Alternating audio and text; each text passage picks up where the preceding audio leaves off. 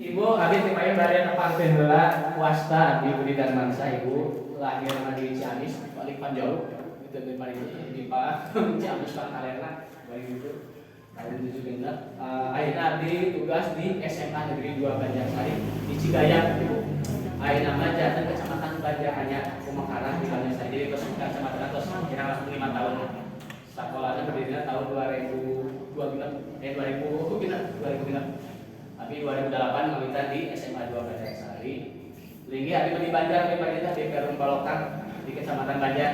Ada catat apa di mana? Catat kapal di mana?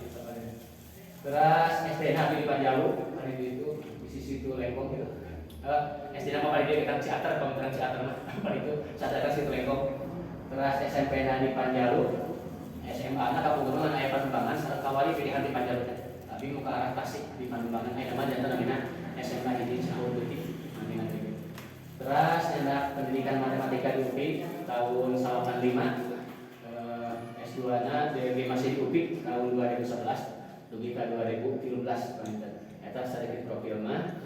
Akhirnya di sekolah juga sebagai guru matematika, tambahannya jantan wakil kepala sekolah di dalam kurikulum di sekolah.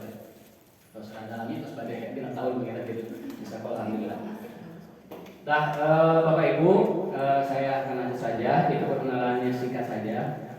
Hari ini saya akan mencoba bagaimana mendiseminasikan tentang pemahaman dan penerapan budaya positif. Bapak sekalian, kita akan mulai saja tentang budaya positif. Jadi berbicara budaya positif, Bapak Ibu, abi yakin. Nah, kamu lo peminta kaksan guru SD Bu, abi besok, namanya. Senang sekali dengan guru SD karena apa? Saya perhatikan di SMA, di SMP, di SD jika anu pangsabana. Guru di SD itu guru di SD guru pangsabana luar biasa.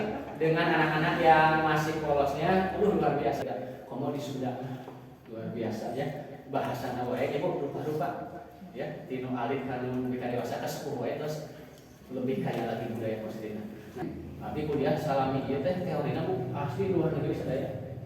Langkah-langkah di Indonesia. Padahal ternyata Ki Hajar Dewantara kalau dibaca bukunya itu memang luar biasa teori pendidikannya, lebih mengindonesia ya seperti itu. Nah ini dari sini. Kemudian nanti yang jadi permasalahan kita, nah budaya yang sudah ada, nah kita tantangannya itu bagaimana menempatkan si budaya-budaya ini di sekolah. Ya. Tapi sebelum itu, bagaimana menempatkan budaya kita harus pelajari dulu teori psikologinya dulu. Ya, teori psikologinya bagaimana supaya budaya positif ini nanti bisa diterapkan. Ya, budaya positif menawan hal-hal secara baik, boleh kita terus pada ya, sama-sama itu terus biasa gitu ya. Baik, kita coba dulu, Bapak Ibu, saya sedikit aja teorinya dulu. Jadi budaya positif itu adalah nilai-nilai dan kebiasaan-kebiasaan sekolah yang berpihak pada murid agar mereka dapat berkembang menjadi pribadi yang kritis, penuh hormat dan bertanggung jawab. Terus di SD mah Bu Abi ditinggalin atau terus luar biasa sebenarnya penerapannya Bapak Ibu. Ya, penerapannya. Jadi budaya positif ini di sekolah-sekolah di SD mungkin beda-beda sedikit saja metodenya. Kemudian di SMP juga sama diterapkan dengan metodenya. Tapi mun abdi kapungkur di SD Bu, satu acan lebetnya terus mulai biasanya diantarikeun. Mun dipariksa kuku guruna terus nyimpen penggaris. Kayak wang dia waktu kali kurang kita teh langsung nama gitu nya. Tapi eta teh berbekas Bu. Nah, cuma berbekasnya di mana? Engke teh aya berbakas teh, aya di pikiran disebut teh tempat yang berkualitas, di pikiran positif. Aya oge gitu di tempat anu negatif. Tapi intinya semuanya ada berkesan Bapak Ibu. Jadi di SD lebih ayeuna usia sekarang 47 tahun, itu ada yang guru sampaikan itu berkesan lebih ayeuna. Kabayang tahun kasayana bener ku abi diterapkeun tah ibu guru kamari abi ngulang abi begitu tah kasayana teh mudah-mudahan tah jadi pahalanya jadi amal ya jariah. Jadi itu ya Pak Bu, sebenarnya kebiasaan sekolah yang sekarang berpihak pada murid, nah, supaya menjadi pribadi yang kritis. Tapi yang katanya mengkritik banyak, itu kritis seperti yang ya pandai juga yang memberikan kritik itu seperti itu. Nah ini mungkin apakah Adi berpikirnya, bagaimana menangani hal seperti ini? Apakah hanya karena berpikir kritis, ya? Sehingga guru seperti itu dibuat komentar seperti itu. Nah sekarang mungkin awalnya kritisnya adalah media sosial, mungkin tidak lewat bicara Bu, lewat media sosial seperti biasa terjadi seperti itu. Anu saya tidak hal-hal yang kurang begitu nyaman bila seperti itu terjadi Bapak Ibu sekarang itu. ya. Kemudian kalau anak penuh hormat tapi di sekolah mah masih bodoh, anak-anak salam, kemudian kemudian suntangan kita masih terjadi alhamdulillah ya. Artinya rasa hormatnya masih ada seperti itu. Baik Bu, ya ini budaya positif ya. Tujuannya Bapak Ibu tiada lain bahwa budaya positif ini supaya apa ini murid-murid kita itu menjadi orang yang mereka inginkan dan menghargai diri dengan nilai-nilai yang mereka percaya. Jadi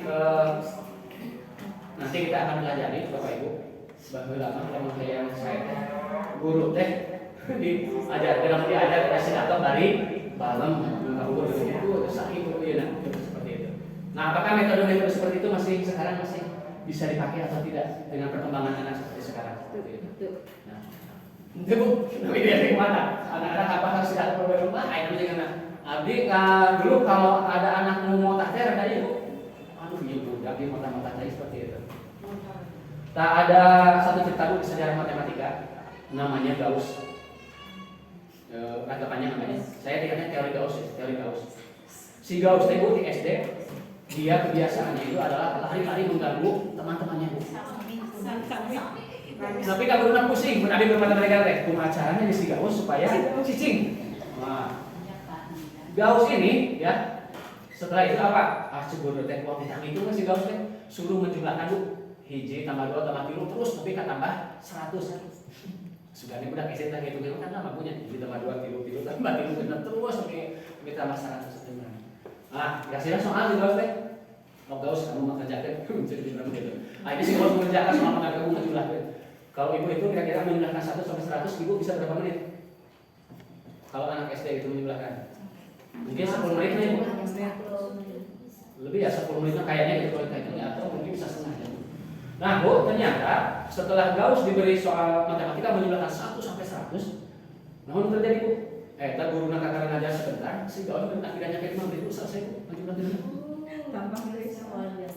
Terus diserahkan dengan guru sudah terus Pak berek. Guru nanti berarti dihitung gitu ya. Oh benar ternyata ya jumlah nanti ya 5050 ya jumlahnya. Terus ya spidol ya, teori tadi matematika. Guru penasaran, tebak-tebakan apa itu kan? Ya. Akhirnya si dia guru teh Gauss kumaha kalau sebenarnya bagaimana kamu cara mengerjakan dia bisa ketemu. Si Gauss ngerjakan Bu, hiji tambah 2 tambah 3 titik terus ujungnya ditambah 100. Itu dia nulis 100 tambah 88 tambah 88 berarti ujungnya berapa Bu? Terakhirnya berarti 1.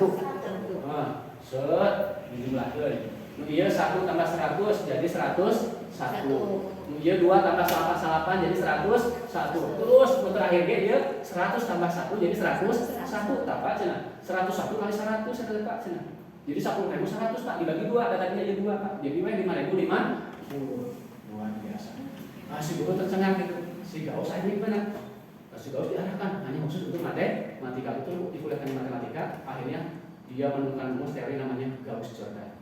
Ya itu yang bisa digunakan luar biasa. Ternyata anak-anak yang aktif itu berarti ada sesuatunya itu. Itulah gitu ya. Jadi belajar dari itu. Jadi mau ninggalin tapi terus paling seneng gitu rumah mata pula gitu. Jadi budak sing-sing ditanya tuh tidak dapat energi tidak senang. Nah, jadi kami di SD barangkali nakalan itu berbahagia lah Ibu. Ini anak-anak yang penuh dengan pasti. Nah, sampai sadar itu Bu. Sadar itu ada merasakan sadar itu masalah nama itu. Ya, tujuannya itu. Jadi kalau sudah bisa positif itu untuk menghargai dirinya.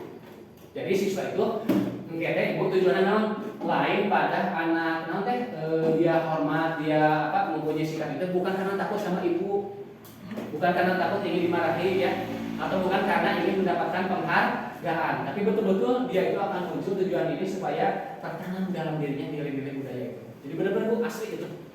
Budaknya hormatnya lain pada ayah ibu sih, itu saya seperti itu. Itu tujuannya dari disiplin positif gitu ya.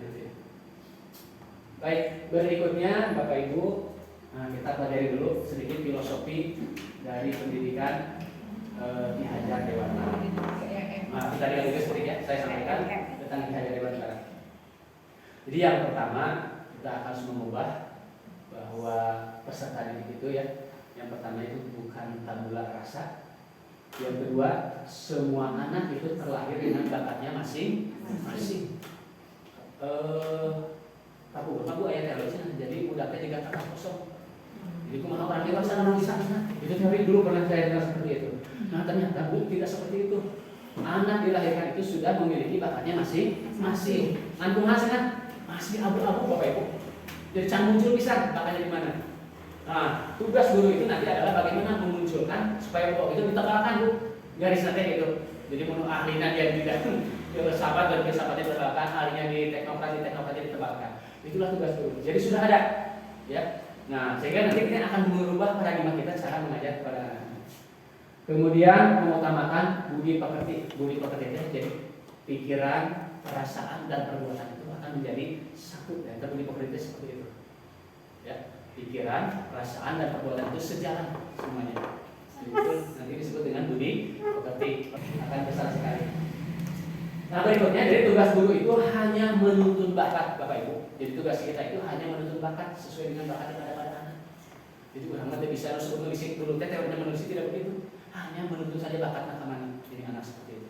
Ya. Bahkan kalau anak yang berbakat di luar negeri itu nanti didorong bakat itu pasti akan muncul. Katakanlah kalau dia itu jadi artis pasti akan muncul menjadi artisnya. Di orang masih bisa, nggak kita mah bisa. Tapi usaha bakatnya dari seni. Nah kita nggak bisa ngumpul tapi muncul, akan tidak akan jadi bintang seperti itu. Nah kalau bakatnya memang betul di bidang itu diasah terus maka dia akan muncul seperti itu nanti bakatnya. Sekarang ada juga teori mapping talent ya. Jadi mapping talent itu pemetaan talenta bakat ada anak ada juga. Langsung saja. Kemudian guru itu kata Ki Hajar Dewantara ibarat petani, anak ibarat biji jagung. Apa maksudnya Ibu? Jadi petani itu kalau menanam jagung gitu ya di kebun. Nah, kalau jagung ditanam di kebun bakal jadi apa Pak Ibu? Kalau biji jagung ditanam di kebun akan jadi apa? Pasti Bu jadi jagung mau jadi nusa deh. Mulai jagung pasti jadi menanam jagung pasti jadi jagung. Nah, teorinya seperti itu. Artinya anak ini yang punya bakatnya di sekolah pasti anak ini karena manusia yang akan dimanusiakan akan jadi manusia. Tidak akan jadi yang lain. Maksudnya apa? Dia akan tumbuh dengan bakatnya, Bapak Ibu sekalian. Nah, ketika si petani ini siapa? Petani di sini berarti Bapak Ibu guru yang jadi petaninya. Kebunnya apa? Kalau di pendidikan, anak biji jagungnya, guru sebagai petaninya. Nah, berarti kebunnya itu adalah sekolah. Nah, jadi apa tugasnya? Petani mah tugasnya itu gemukan, memupuk, menyingkirkan gulma. Mungkin supaya tanahnya gembur, kumaha cangkul ya tidak terus daya sekolah yang terpacul kumpul ya kasabarnya. Jadi tugas guru itu seperti itu. Maka harapannya apa? Nanti akan tumbuh jagung yang baik. Pemain jagung tongkol 3 nya keluar di luar anak semua seperti itu. Nah ini pun begitu dengan anak di sekolah. Jadi paradigmanya seperti itu. Jadi kita sekolah itu kita nanti pupuk ya, kita beri nutrisi yang bagus, dipelihara, dipelihara, dan dibuang gulma-gulmanya supaya anak bisa tumbuh dengan baik. Berikutnya ada yang disebut dengan kodrat alam dan kodrat zaman. Kodrat alam itu maksudnya anak itu terlahir itu sesuai dengan bawaannya dari sananya. Kemudian yang kedua juga dia tinggal di tempat juga sesuai dengan tempatnya masing-masing. Jadi dia budaya di pantai di Pali Pangandaran Bu bakal benten sareng anu tinggalan di daerah mananya? Gelabi di Pajalu itu dari gunungan daerah berbeda budayanya. Nah itu tidak bisa dihilangkan kodrat alam itu Bapak Ibu. Hanya kita tadi tugasnya adalah untuk menebarkan bakat-bakat seperti itu. Ya. Yang kedua ada kodrat zaman. Kodrat zaman itu apa?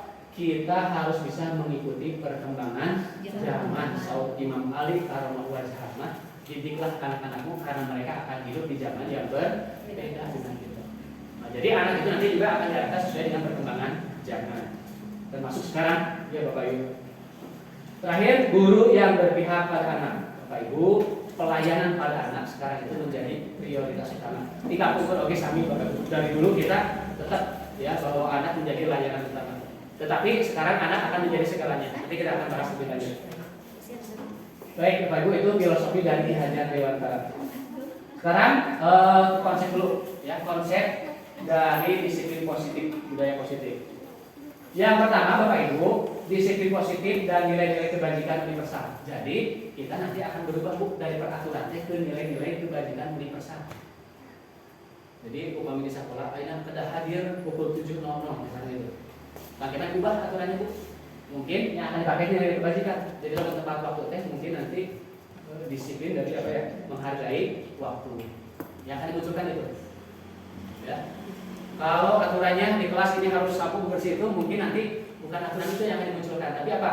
Kebersihan. Nilai-nilai itu Bu, katanya nanti akan dimunculkan itu.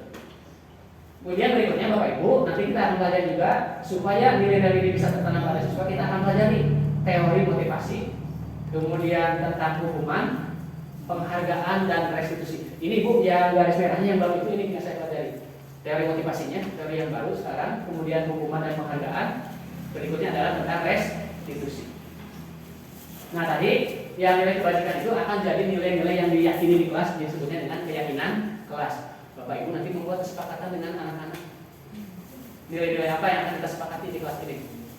Ya itu, endingnya itu. Kemudian kita akan belajar juga kebutuhan dasar manusia dan dunia berkualitas. Nah, anak-anak kalau belajarnya ada sesuatu yang ganjil, tidak beres Ibu, berarti ada kebutuhan dasar manusia yang tidak terpenuhi. Nanti akan dibahas juga. Lanjut ya.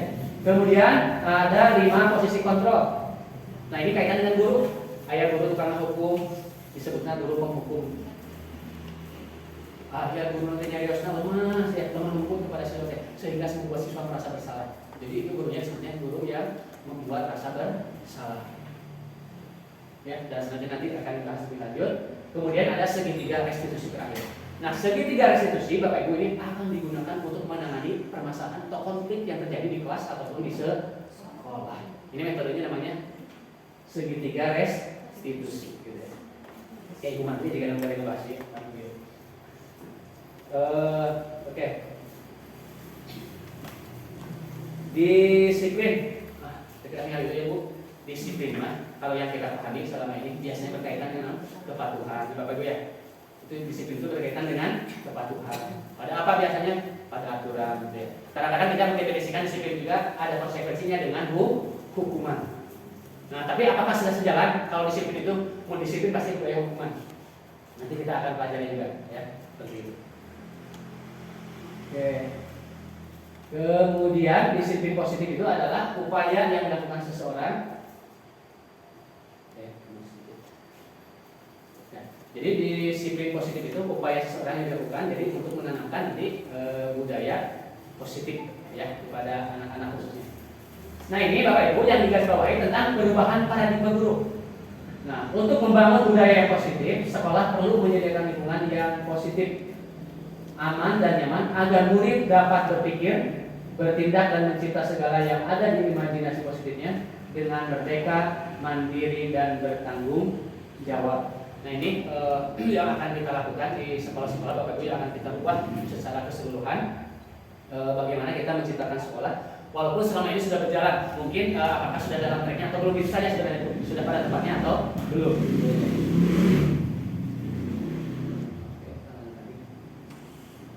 Nah oke, kita akan masuk sedikit.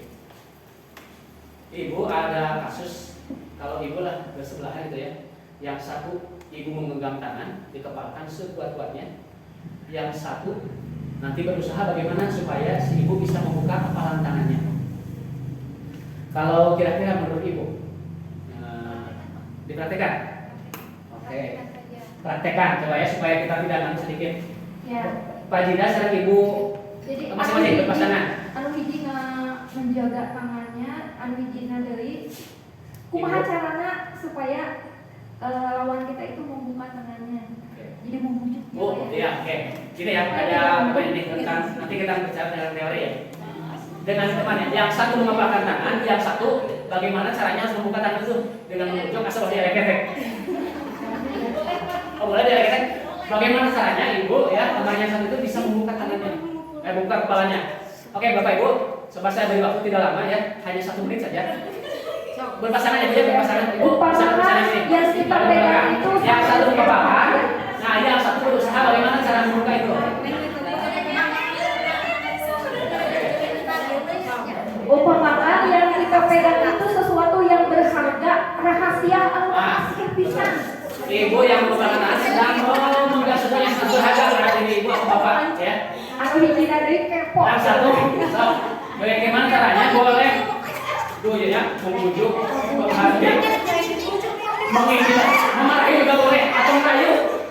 Pokoknya gimana caranya supaya kalian terbuka. Siap ya? Ada itu 1 menit ya dari mama. Ini hanya 1 menit bu. Gitu.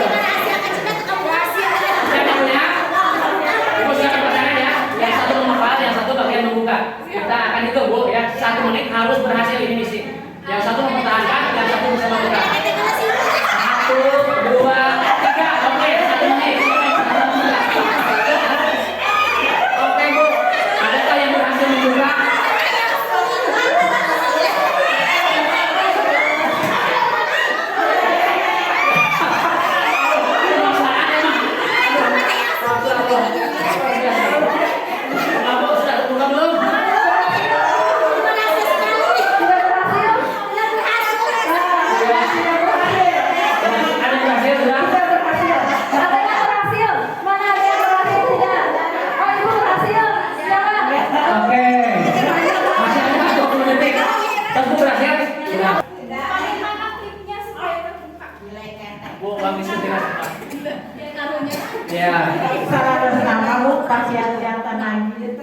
Ibu terbuka kan tadi?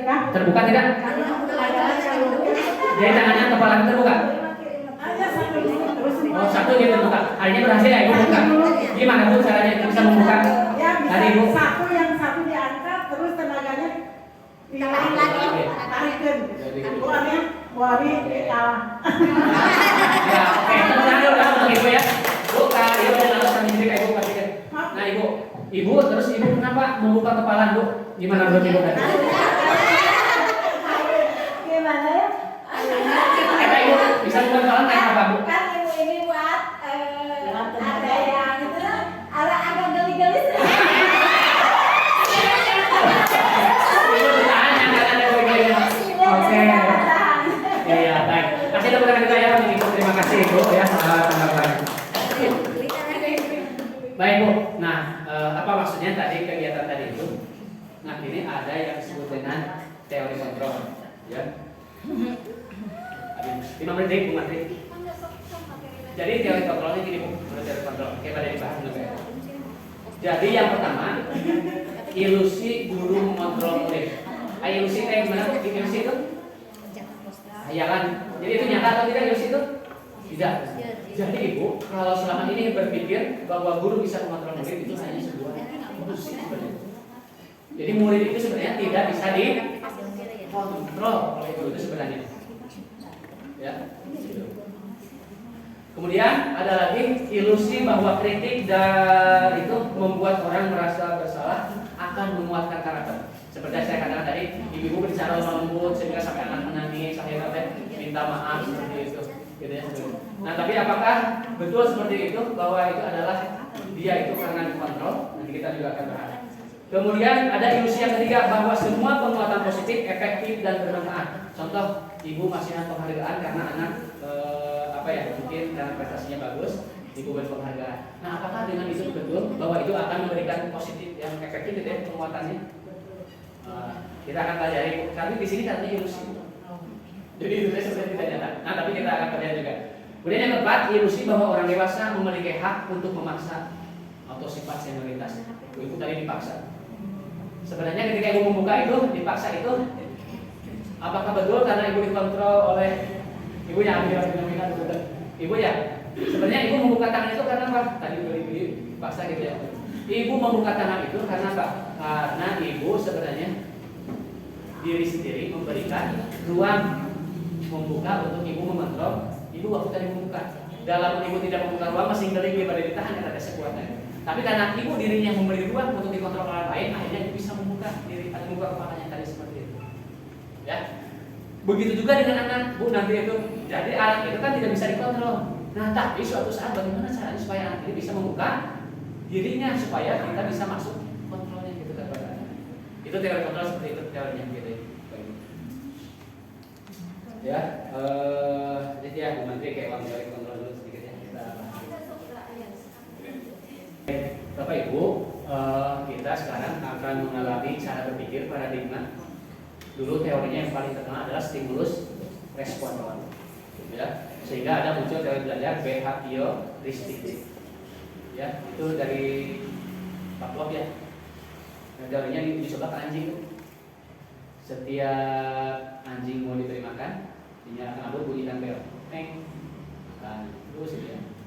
Bunyikan teng, anjingnya keluar dikasih bel. Suatu saat tuh tidak diberi makan, tapi dibunyikan belnya. Ternyata anjing datang juga.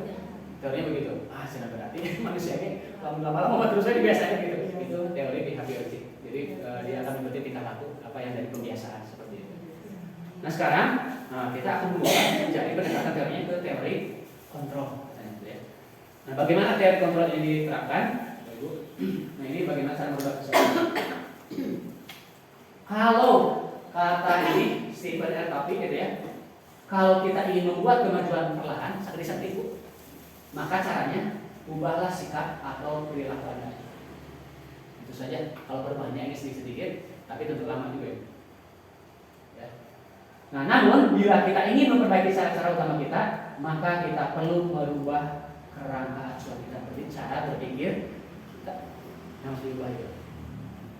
Jadi Bapak Ibu, kalau kita teorinya masih misalkan masih di stimulus respon, masih seperti itu, ya, kita mengubah sikap kita akan ubah masih tetap di sana, hanya ubah sikap saja. Katanya perubahannya hanya sedikit.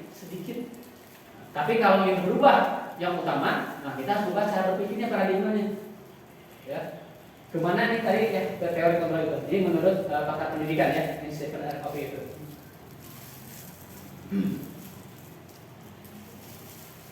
Nah, apa bedanya Bapak Ibu? Stimulus respon itu berdasarkan realitas atau kebutuhan yang sama. Tapi kalau teori kontrol adalah katanya kebutuhan itu realitas kita itu berbeda. Jadi dia perlakuannya akan berbeda juga seperti itu. Kemudian semua orang melihat hal yang sama.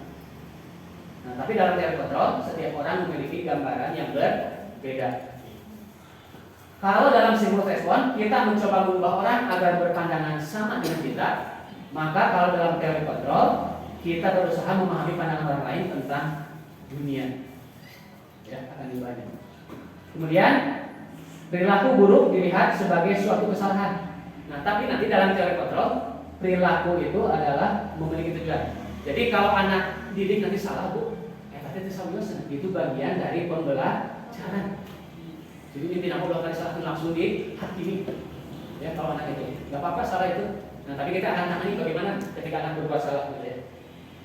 Kemudian dalam stimulus respon orang lain bisa mengontrol saya. Kalau dalam teori kontrol hanya diri kita sendiri yang bisa mengontrol kita. Jadi yang lain itu tidak bisa mengontrol. Kecuali tadi ibu memberi ruang, membuka yang lain mengontrol diri kita, gitu ya. Mungkin bisa seperti itu.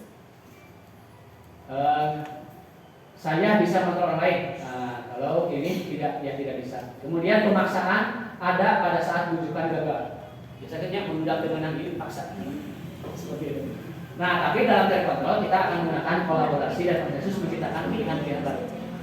Nanti akan dibahas dalam sesi 3 restitusi cara menangani anak, nah, supaya nanti dipaksa. Tapi anak sendiri yang akan memberikan pilihan solusi yang akan diselesaikannya. Seperti itu. Kemudian model berpikirnya menang kalah dalam stimulus respon, tapi kalau dalam teori kontrol berpikirnya akan menang. Ya, tapi nanti berikutnya. Ibu, bapak, kalau kita renungkan, kalau kita datang ke sekolah tepat waktu misalnya, atau suatu saat mungkin kita terlambat. Terus yang kedua, kalau kita datang tepat waktu tapi tidak diberi penghargaan oleh kepala sekolah, oleh Ibu Menteri misalkan. Atau ketika kita terlambat Ibu Menteri itu ditegur hukuman. Hanya pemikiran Ibu. Nah ini jadi pertanyaan, apakah kita datang ke sekolah tepat waktu itu karena kita ingin dihargai? Atau kita itu mungkin ya ketika terlambat itu sudah dihukum ya, itu melakukan sesuatu. Ini harus jadi bahan renungan untuk kita gitu ya. Nah, ini kita ada kaitan dengan 3 motivasi. Jadi katanya Bu, nanti manusia itu ada 3 motivasi. Ya. Jadi tadi datang tepat waktu karena apa? Bahkan lebih dulu. Ayo anggelah Ibu Menteri bukan dapat bagus kayaknya penilaian SKP begitu ya. SKP itu ada ya, SKP. Tapi saya SKP-nya online gitu ya, seperti itu. Menilainya guru sama guru dinilai Bu online gitu.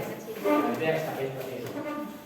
Atau ketika kita terlambat bagaimana? Mungkin cara menyiasatinya. Bu, menurut Janet Rosen ya, dalam bukunya Restoring Disiplin ada 3 motivasi perilaku manusia. Jadi setiap manusia itu lolos salah Bu, semuanya mempunyai 7 tujuan. Yang paling rendah motivasi manusia ini Bu, katanya yang paling rendah itu. Yang pertama itu biasanya menghindari hukuman biasa Bu. Tahu? Nah, ini motivasi perilaku manusia itu biasanya orang yang motivasi perilakunya untuk menghindari hukuman atau ketidaknyamanan. Jika ada rasanya, mudah-mudahan apa itu aja, terus kamu udah ngerti ya. Jangan sebabnya lebih nyaman atau siap hukuman. Itu pertanyaan yang akan muncul. Gimana caranya diskusi aman tapi ulah ketahuan gitu ya. Atau anak-anak mungkin menyontek gitu ya, supaya TKI gitu ya. Akan macam-macam tujuannya ya seperti itu. Jadi katanya motivasi yang paling rendah itu kumaha menghindari hukuman. Lebih motivasi rendah gitu. Tapi itu motivasi yang paling rendah katanya. Supaya orang terhindar dari ketidaknyamanan atau terhindar dari hukuman. Gitu ya. Nah sebenarnya jadi kalau kita mengakali tadi kita itu sebenarnya sedang lari dari masalah. Bina Bu pas nyambung dari hari akan berketemu mas sebenarnya kita sedang lari dari masalah. Itu yang pertama teorinya. Yang kedua Bapak Ibu ini lebih meningkat sedikit teorinya. Motivasi yang kedua adalah untuk mendapatkan imbalan atau penghargaan dari orang lain. Kita ibarat dulu anak-anak kita ingin mendapatkan hadiah dilombakan, ingin berprestasi atau ini. Ibu juga mungkin karena ingin mendapat penilaian yang bagus tidak masalah, ya dia datang tepat waktu tidak masalah. Itu tapi motivasinya sudah levelnya sudah naik. Ya, dari level yang tadi daripada senior hunting, levelnya sudah naik. Sudah naik seperti itu. Apa yang bisa ditanyakan? Katanya biasanya orang dengan motivasi ini akan bertanya, apa yang akan saya dapatkan apabila saya melakukannya? Namun tiap hari datang tepat waktu, dari menerima yang luar biasa sesuatu yang ini menjadi motivasi seperti itu. Ya. Tapi lepas itu lepas sih terus-terusan. Nah, tapi kita akan lihat nanti dampaknya dalam jangka pendek dan dalam jangka panjang. Nah, tapi yang ini Bu, yang paling ideal katanya ini Bu, yang ketiga itu motivasi itu teorinya. Nah, untuk menjadi orang yang mereka inginkan dan menghargai diri sendiri dengan nilai-nilai yang mereka percaya. Saya datang sekolah kata lain yang pada ujiku kepala sekolah, lain pada sir dicarikan. Tapi ini betul-betul karena saya punya dari kaidah bahwa disiplin itu ya sesuatu yang menjadi keyakinan saya itu hal yang baik seperti itu. Jika nama untuk ini ya, tak mungkin itu motivasinya beda-beda. Saya seperti itu terjadi. Nah ini yang paling ideal Bu kata ini. Jadi biasanya apa yang ditanyakan orang seperti ini apabila saya akan menjadi orang seperti apa ketika saya melakukan yang ini. Abi masuk Ibu enggak pribadi saya. Jadi misalkan kami golongan sani kalau dari yang gajinya sani misalnya. Tapi Abi yakin amal di hadapan Allah itu akan berbeda. Jadi apa yang saya kerjakan yang terbaik itu akan kembali kepada diri saya. Nah, Abi atau karena seperti itu yang terbaik, pokoknya udah amal karena saya untuk diri sendiri. Jadi saya lakukan seperti itu saja. Nah kalau di sini itu ya, jadi akan jadi orang yang tepat waktu dan lain sebagainya. Itu Bapak Ibu secara teorinya. Jadi untuk menjadi motivasi itu ada 3 gitu ya. Nah sekarang apa kaitan antara disiplin dengan nilai-nilai kebajikan gitu ya? Bu, ya deh, cuma Bapak Ibu nanti kesana itu Bapak Ibu ujungnya gini, kita nanti akan menerapkan budaya positif itu ada strateginya, ada teknik-tekniknya.